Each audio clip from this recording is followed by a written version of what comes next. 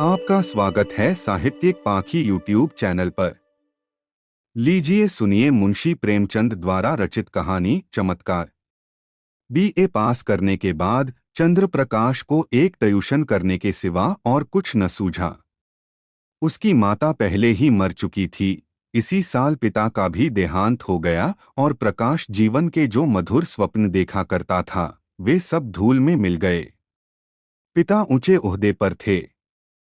उनकी कोशिश से चंद्रप्रकाश को कोई अच्छी जगह मिलने की पूरी आशा थी, पर वे सब मंसूबे धरे रह गए और अब गुजरबसर के लिए वही 30 रुपए महीने की ट्यूशन रह गई।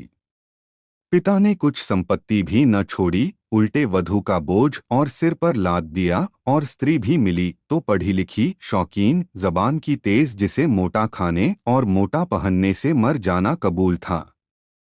चंद्रप्रकाश को 30 रुपए की नौकरी करते शर्म तो आई, लेकिन ठाकुर साहब ने रहने का स्थान देकर उसके आंसू पोंछ दिए। यह मकान ठाकुर साहब के मकान से बिल्कुल मिला हुआ था, पक्का, हवादार, साफ सुथरा और जरूरी सामान से लैस। ऐसा मकान 20 रुपए से कम पर न मिलता। काम केवल 2 घंटे का लड़का था तो लगभग उन्हीं की उम्र का, पर बड़ा कुंदजेहन, कामचोर। अभी 9वें दर्जे में पढ़ता था। सबसे बड़ी बात यह कि ठाकुर और ठाकुराइन दोनों प्रकाश का बहुत आदर करते थे, बल्कि उसे लड़का ही समझते थे। वह नौकर नहीं, घर का आदमी था और घर के हर एक मामले में उसकी सलाह ली जाती थी। ठाकुर साहब अंग्रेजी नहीं जानते थे। उनकी समझ में अंग्रेजीदा लौंडा भी उनसे ज्यादा बुद्धिमान, चतुर और तजर्बेकार था। संध्या का समय था। प्रकाश ने अपने शिष्य वीरेंद्र को पढ़ाकर छड़ी उठाई तो ठाकुराइन ने आकर कहा, अभी न जाओ बेटा, जरा मेरे साथ आओ, तुमसे कुछ सलाह करनी है। प्रकाश ने मन में सोचा, आज कैसी सलाह है, वीरेंद्र के सामने क्यों नहीं कहा। उसे भीतर ले जाकर रमा देवी ने कहा, तुम्हारी क्या सलाह है? बीरू को ब्याह दूं? एक बहुत अच्छे घर से संदेशा आया है। प्रकाश ने मुस्कराकर कहा, यह तो बीरू बाबू ही से पूछिए। नहीं, मैं तुमसे पूछती हूँ, प्रकाश ने असमंजस में पड़कर कहा, मैं इस विषय में क्या सलाह दे सकता हूँ? उनका 20वां साल तो है, लेकिन यह समझ लीजिए कि पढ़ना हो चुका। तो अभी न करूँ, यही सलाह है, जैसा आप उचित समझें। मैंने तो दोनों बातें कह दी तो कर डालूं। मुझे यही डर लगता है कि लड़का कहीं बहक न जाए मेरे रहते, इसकी तो आप चिंता न करें। हाँ, इच्छा हो तो कर डालिए, कोई हरज भी नहीं है। सब तैयारियां तुम्ही को करनी पड़ेंगी, यह समझ लो, तो मैं इनकार कब करता हूँ। रोटी की खैर मनों वाले शिक्षित युवकों में एक प्रकार की दुविधा होती है जो उन्हें अप्रिय सत्य कहने से रोकती है। प्रकाश में भी यही कमजोरी थी। बात पक्की हो गई और विवाह का सामान होने लगा। ठाकुर साहब उन मनुष्यों में थे जिन्हें अपने ऊपर विश्वास नहीं होता। उनकी निगाह में प्रकाश की डिग्री उनके 60 साल के अनुभव से कहीं मूल्यवान थी। विवाह का सारा आयोजन प्रकाश के हाथों में था। 10-12 हजार रुपए खर्च करने का अधिकार कुछ कम गौरव की बात न थी। देखते देखते ही फटेहाल युवक जिम्मेदार मैनेजर बन बैठा। कहीं कपड़े वाला उसे सलाम करने आया है, कहीं मोहल्ले का बनिया घेरे हुए हैं, कहीं गैस और शामियाने वाला खुशामद कर रहा है। वह चाहता तो 200-400 रुपए बड़ी आसानी से बना लेता, लेकिन इतना नीच न था। फिर उसके साथ क्या दगा करता, जिसने सब कुछ उसी पर छोड़ दिया था। पर जिस दिन उसने 5,000 के जेवर खरीदे, उस दिन उसका मन चंचल हो उठा। घर आकर चंपा से बोला, हम तो यहाँ रोटियों के मोहताज हैं और दुनिया में ऐसे आदमी पड़े हुए हैं जो हजारों लाखों रुपए के जेवर बनवा डालते हैं। ठाकुर साहब ने आज बहू के चढ़ावे के लिए 5,000 के जेवर खरीदे। ऐसी ऐसी चीजें कि देखकर आंखें ठंडी हो जाए। सच कहता हूँ, बास चीजों पर तो आंख नहीं ठहरती थी। चंपा ईर्ष्याजनित विराग से बोली, ओह, हमें क्या करना है? जिन्हें ईश्वर ने दिया है वे पहने। यहाँ तो रोकर मरने ही के लिए पैदा हुए हैं। चंद्र प्रकाश इन्हीं लोगों की मौज है। न कमाना न धमाना। बाप दादा छोड़ गए हैं, मजे से खाते और चैन करते हैं। इसी से कहता हूं, ईश्वर बड़ा अन्यायी है। चंपा अपना अपना पुरुषार्थ है, ईश्वर का क्या दोष? तुम्हारे बाप दादा छोड़ गए होते तो तुम भी मौज करते। यहाँ तो रोटियां चलना मुश्किल हैं। गहने पड़े को कौन रोए? और न इस जिंदगी में कोई ऐसी आशा ही है। कोई गत की साड़ी भी नहीं रही कि किसी भले आदमी के घर जाऊं तो पहन लूं। मैं तो इसी सोच में हूं कि ठकुराइन के यहाँ ब्याह में कैसे जाऊंगी। सोचती हूं बीमार पड़ जाती तो जान बचती। यह कहते कहते चंपा की आंखें भर आई। प्रकाश ने तसल्ली दी, साड़ी तुम्हारे लिए लाऊं। अब क्या इतना भी न कर सकूंगा? मुसीबत के ये दिन क्या सदा बने रहेंगे? जिंदा रहा तो एक दिन तुम सिर से पांव तक जेवरों से लदी रहोगी। चंपा मुस्कुराकर बोली, चलो, ऐसी मन की मिठाई मैं नहीं खाती। निबाह होता जाए यही बहुत है। गहनों की साध नहीं है। प्रकाश ने चंपा की बातें सुनकर लज्जा और दुख से सिर झुका लिया। चंपा उसे इतना पुरुषार्थहीन समझती है। रात को दोनों भोजन करके लेटे तो प्रकाश ने फिर गहनों की बात छेड़ी। गहने उसकी आंखों में बसे हुए थे। इस शहर में ऐसे बढ़िया गहने बनते हैं, मुझे इसकी आशा न थी। चंपा ने कहा, कोई और बात करो। गहनों की बात सुनकर जी जलता है। वैसी चीजें तुम पहनो तो रानी मालूम होने लगो। गहनों से क्या सुंदरता बढ़ जाती है। तो ऐसी बहुत सी औरतें देखी हैं जो गहने पहनकर भद्दी दिखने लगती हैं। ठाकुर साहब भी मतलब के यार हैं। यह न हुआ कि कहते, इसमें से कोई चीज चंपा के लिए भी लेते जाओ। तुम भी कैसी बच्चों की सी बातें करते हो, इसमें बचपने की क्या बात है? कोई उदार आदमी कभी इतनी कृपणता न करता। मैंने तो कोई ऐसा उदार आदमी नहीं देखा जो अपनी बहू के गहने किसी गैर को दे दे। मैं गैर नहीं हूं। हम दोनों एक ही मकान में रहते हैं। मैं उनके लड़के को पढ़ाता हूं और शादी का सारा इंतजाम कर रहा हूं। अगर 100-200 की कोई चीज दे देते तो वह निष्फल न जाती।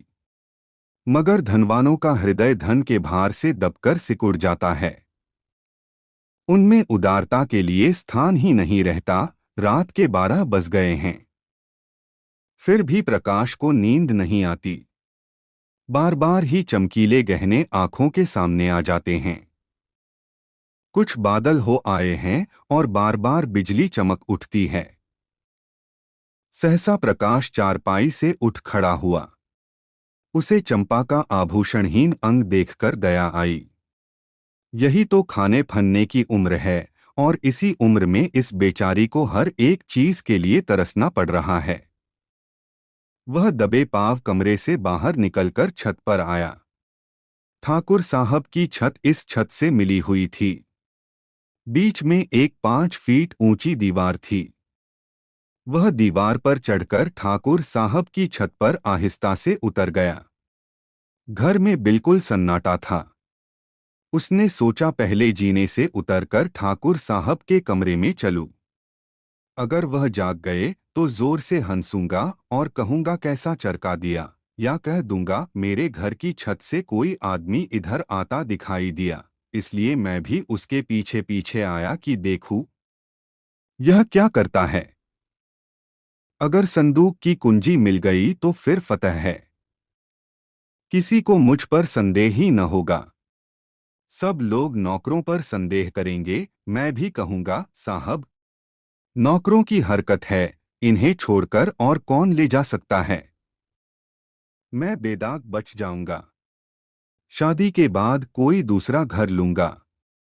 फिर धीरे धीरे एक एक चीज चंपा को दूंगा जिसमें उसे कोई संदेह न हो। फिर भी वह जीने से उतरने लगा तो उसकी छाती धड़क रही थी। धूप निकल आई थी। प्रकाश अभी सो रहा था कि चंपा ने उसे जगाकर कहा, बड़ा गजब हो गया। रात को ठाकुर साहब के घर में चोरी हो गई। चोर गहने की संदूकची उठा ले गया। प्रकाश ने पड़े पड़े पूछा, किसी ने पकड़ा नहीं चोर को? किसी को खबर भी हो? वह संदूकची ले गया जिसमें ब्याह के गहने रखे थे। न जाने कैसे कुंजी उड़ा ली और न जाने कैसे उसे मालूम हुआ कि इस संदूक में संदूकची रखी है। नौकरों की कार्रवाई होगी। बाहरी चोर का यह काम नहीं है। नौकर तो उनके तीनों पुराने हैं, नियत बदलते क्या देर लगती है। आज मौका देखा। उठा ले गए। तुम जाकर जरा उन लोगों को तसल्ली तो दो। ठाकुराइन बेचारी रो रही थीं। तुम्हारा नाम ले लेकर कहती थीं कि बेचारा महीनों इन गहनों के लिए दौड़ा, एक एक चीज अपने सामने जंचवाई और चोर दाढ़ीजारों ने उसकी सारी मेहनत पर पानी फेर दिया।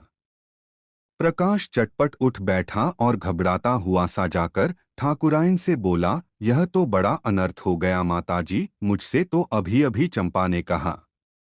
ठाकुर साहब सिर पर हाथ रखे बैठे हुए थे। बोले, की सेंध नहीं, कोई ताला नहीं टूटा, किसी दरवाजे की चूल नहीं उतरी। समझ में नहीं आता चोर आया किधर से। ठाकुराइन ने रोकर कहा, मैं तो लुट गई भैया। ब्याह सिर पर खड़ा है, कैसे क्या होगा भगवान। तुमने दौड़ धूप की थी, तब कहीं जाके चीजें आई थीं। न जाने किस मनहूस सायत से लग्न आई थी। प्रकाश ने ठाकुर साहब के कान में कहा, मुझे तो किसी नौकर की शरारत मालूम होती है। ठाकुराइन ने विरोध किया, अरे नहीं भैया, नौकरों में ऐसा कोई नहीं। 10-10 हजार रुपए यूं ही ऊपर रखे रहते थे, कभी एक पाई भी नहीं गई। ठाकुर साहब ने नाक सिकोड़ कर कहा, तुम क्या जानो, आदमी का मन कितना जल्द बदल जाया करता है। जिसने अब तक चोरी नहीं की वह कभी चोरी न करेगा, यह कोई नहीं कह सकता। मैं पुलिस में रिपोर्ट करूंगा और एक एक नौकर की तलाशी कराऊंगा। कहीं माल उड़ा दिया होगा। जब पुलिस के जूते पड़ेंगे तो आप ही कबूलेंगे। प्रकाश ने पुलिस का घर में आना खतरनाक समझा। कहीं उन्हीं के घर में तलाशी ले तो अनर्थ ही हो जाए। बोले, पुलिस में रिपोर्ट करना और तहकीकात कराना व्यर्थ है। पुलिस माल तो न बरामद कर सकेगी। हाँ, नौकरों को मारपीट भले ही लेगी। कुछ नजर भी उसे चाहिए, नहीं तो कोई दूसरा ही स्वांग खड़ा कर देगी। मेरी तो सलाह है कि एक एक नौकर को एकांत में बुलाकर पूछा जाए। ठाकुर साहब ने मुंह बनाकर कहा, तुम भी क्या बच्चों की सी बात करते हो प्रकाश बाबू। भला चोरी करने वाला अपने आप कबूलेगा? तुम मारपीट भी तो नहीं करते। हाँ, पुलिस में रिपोर्ट करना मुझे भी फजूल मालूम होता है। माल बरामद होने से रहा, उल्टे महीनों की परेशानी हो जाएगी। प्रकाश, लेकिन कुछन कुछ तो करना ही पड़ेगा। ठाकुर, कोई लाभ नहीं। हाँ, अगर कोई खुफिया पुलिस हो जो चुपके चुपके पता लगावे तो अलबत्ता माल निकल आए, लेकिन यहाँ ऐसी पुलिस कहाँ। तकदीर ठोंक कर बैठ रहो और क्या। प्रकाश, आप बैठ रहिए, लेकिन मैं बैठने वाला नहीं। मैं इन्हीं नौकरों के सामने चोर का नाम निकलवाऊंगा।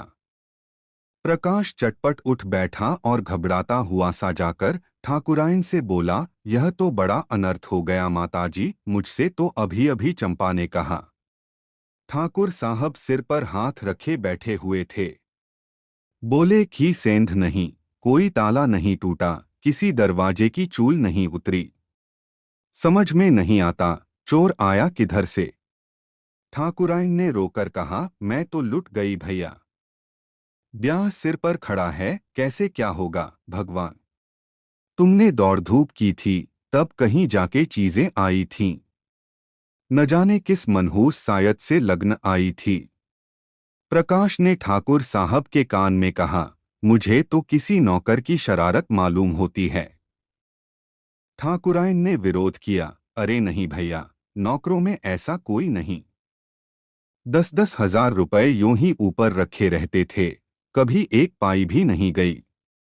ठाकुर साहब ने नाक सिकोड़कर कहा, तुम क्या जानो, आदमी का मन कितना जल्द बदल जाया करता है। जिसने अब तक चोरी नहीं की वह कभी चोरी न करेगा, यह कोई नहीं कह सकता। मैं पुलिस में रिपोर्ट करूंगा और एक एक नौकर की तलाशी कराऊंगा। कहीं माल उड़ा दिया होगा। जब पुलिस के जूते पड़ेंगे तो आप ही कबूलेंगे। प्रकाश ने पुलिस का घर में आना खतरनाक समझा। कहीं उन्हीं के घर में तलाशी ले तो अनर्थ ही हो जाए। बोले, पुलिस में रिपोर्ट करना और तहकीकात कराना व्यर्थ है। पुलिस माल तो न बरामद कर सकेगी। हाँ, नौकरों को मारपीट भले ही लेगी। कुछ नजर भी उसे चाहिए, नहीं तो कोई दूसरा ही स्वांग खड़ा कर देगी। मेरी तो सलाह है कि एक एक नौकर को एकांत में बुलाकर पूछा जाए। ठाकुर साहब ने मुंह बनाकर कहा, तुम भी क्या बच्चों की सी बात करते हो प्रकाश बाबू। भला चोरी करने वाला अपने आप कबूलेगा? तुम मारपीट भी तो नहीं करते। हाँ, पुलिस में रिपोर्ट करना मुझे भी फजूल मालूम होता है। माल बरामद होने से रहा, उल्टे महीनों की परेशानी हो जाएगी। प्रकाश, लेकिन कुछन कुछ तो करना ही पड़ेगा। ठाकुर, कोई लाभ नहीं। हाँ, अगर कोई खुफिया पुलिस हो जो चुपके चुपके पता लगावे तो अलबत्ता माल निकल आए, लेकिन यहाँ ऐसी पुलिस कहाँ। तकदीर ठोंक कर बैठ रहो और क्या। प्रकाश, आप बैठ रहिए, लेकिन मैं बैठने वाला नहीं। मैं इन्हीं नौकरों के सामने चोर का नाम निकलवाऊंगा। ठाकुरायन, नौकरों पर मुझे पूरा विश्वास है। किसी का नाम निकल भी आए तो मुझे संदेह ही रहेगा। किसी बाहर के आदमी का काम है। चाहे जिधर से आया हो, पर चोर आया बाहर से तुम्हारे कोठे से भी तो आ सकता है। ठाकुर, खां, जरा अपने कोठे पर तो देखो, शायद कुछ निशान मिले। कल दरवाजा तो खुला नहीं रह गया। प्रकाश का दिल धड़कने लगा। बोला, मैं तो 10 बजे द्वार बंद कर लेता हूं। हाँ, कोई पहले से मौका पाकर कोठे पर चला गया हो और वहां छिपा बैठा रहा हो तो बात दूसरी है। तीनों आदमी छत पर गए तो बीच की मुड़ेर पर किसी के पांव की रगड़ के निशान दिखाई दिए। जहां पर प्रकाश का पांव पड़ा था वहां का चूना लग जाने के कारण छत पर पांव का निशान पड़ गया था। प्रकाश की छत पर जाकर मुड़ेर की दूसरी तरफ देखा तो वैसे ही निशान वहां भी दिखाई दिए। ठाकुर साहब सिर झुकाए खड़े थे, संकोच के मारे कुछ कह न सकते थे। प्रकाश ने उनके मन की बात खोल दी, इससे तो स्पष्ट होता है कि चोर मेरे ही घर में से आया। अब तो कोई संदेह ही नहीं रहा। ठाकुर साहब ने कहा, हाँ, मैं भी यही समझता हूँ, लेकिन इतना पता लग जाने से ही क्या हुआ। माल तो जाना था, सो गया। अब चलो आराम से बैठें। आज रुपए की कोई फिक्र करनी होगी। प्रकाश, मैं आज ही वह घर छोड़ दूंगा। ठाकुर, क्यों, इसमें तुम्हारा कोई दोष नहीं। प्रकाश, आप कहें, लेकिन मैं समझता हूं मेरे सिर बड़ा भारी अपराध लग गया। मेरा दरवाजा 9-10 बजे तक खुला ही रहता है। चोर ने रास्ता देख लिया। संभव है 2-4 दिन में फिर आ घुसे। घर में अकेली एक औरत सारे घर की निगरानी नहीं कर सकती। इधर वह तो रसोई में बैठी है, उधर कोई आदमी चुपके से ऊपर चढ़ जाए तो जरा भी आहट नहीं मिल सकती। मैं घूम घाम कर कभी 9 बजे आया, कभी 10 बजे। और शादी के दिनों में तो देर होती ही रहेगी। उधर का रास्ता बंद हो जाना चाहिए। मैं तो समझता हूँ इस चोरी की सारी जिम्मेदारी मेरे सिर है। ठाकुराइन डरी, तुम चले जाओगे भैया, तब तो घर और फाड़ खागा। प्रकाश, कुछ भी हो माताजी, मुझे बहुत जल्द घर छोड़ना ही पड़ेगा। मेरी गफलत से चोरी हुई, उसका मुझे प्रायश्चित करना ही पड़ेगा।